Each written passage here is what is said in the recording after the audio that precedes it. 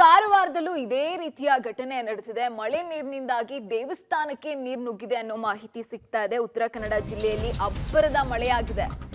ಗೋಕರ್ಣ ಮಹಾಬಲೇಶ್ವರ ದೇವಸ್ಥಾನಕ್ಕೆ ನೀರು ನುಗ್ಗಿದೆ ಅನ್ನೋ ಮಾಹಿತಿ ಸಿಗ್ತಾ ಇದೆ. ಮಹಾಬಲೇಶ್ವರ ಆತ್ಮಲಿಂಗ ಸಂಪೂರ್ಣವಾಗಿ ಜಲಾವೃತ ಆಗಿದೆ ಅನ್ನೋ ಮಾಹಿತಿ ಸಿಗ್ತಾ ಇರುವಂತದ್ದು. ಗರ್ಭಗುಡಿಯಲ್ಲಿ ನೀರು ಹೊರ ಹಾಕೋದಿಕ್ಕೆ ಅಲ್ಲಿಯ ಪೂಜಾರರು ಸಿಕ್ಕಾಪಟ್ಟೆ ಕಷ್ಟ ಪಡ್ತಿದ್ದಾರೆ ಅನ್ನೋ ಮಾಹಿತಿ ಕೂಡ ಸಿಗ್ತಾ ಇದೆ.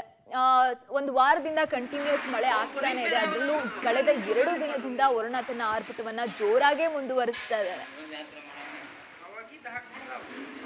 ವಿಜುವಲ್ಸ್ ನಲ್ಲಿ ನೀವು ಗಮನಿಸ್ತಾ ಇದ್ದೀರಾ ನೋಡಿ, ದೇವಸ್ಥಾನದ ಗರ್ಭಗುಡಿಗೆನೆ ನೀರು ತುಂಬಿಕೊಂಡಿರುವಂತದ್ದು. ಅರ್ಚಕರು ಆ ನೀರನ್ನ ಹೊರಗಾಕೋದಿಕ್ಕೆ ಸಾಹಸ ಪಡ್ತಾ ಇದ್ದಾರೆ. 3 ಜನನೂ ಕೂಡ ಪಾಪ ನೀರನ್ನ ಹೊರಗೆ ಹಾಕ್ತಾ ಇರೋ ವಿಜುವಲ್ಸ್ ನ ನೀವು ಗಮನಿಸ್ತಾ ಇದ್ದೀರಾ. ಗೋಕರ್ಣದ ಮಹಾಬಲೇಶ್ವರ ದೇವಸ್ಥಾನದಲ್ಲಿ ನಡೆದಿರುವಂತಹ ಘಟನೆ ಇದು. ಧಾರಾಕಾರವಾಗಿ ಗೋಕರ್ಣದಲ್ಲಿ ಮಳೆ ಆಗಿತ್ತು. ಇದೇ ಹಿನ್ನೆಲೆಯಲ್ಲಿ ದೇವಸ್ಥಾನಕ್ಕೂ ಮಳೆ ನೀರು ನುಗ್ಗಿದೆ ಅನ್ನೋ ಮಾಹಿತಿ ಸಿಗ್ತಾ ಇದೆ. ಕೇವಲ ಇವತ್ತು ಮಾತ್ರ ಅಲ್ಲ, ಇನ್ನ ಮುಂದಿನ 2 ದಿನ ಇದೇ ರೀತಿಯಾಗಿ ಮಳೆ ಆಗುತ್ತೆ ಅಂತ ವೆದರ್ ರಿಪೋರ್ಟ್ ಕೂಡ ಇವತ್ತು ಮಾಹಿತಿಯನ್ನ ಕೊಟ್ಟಿದೆ.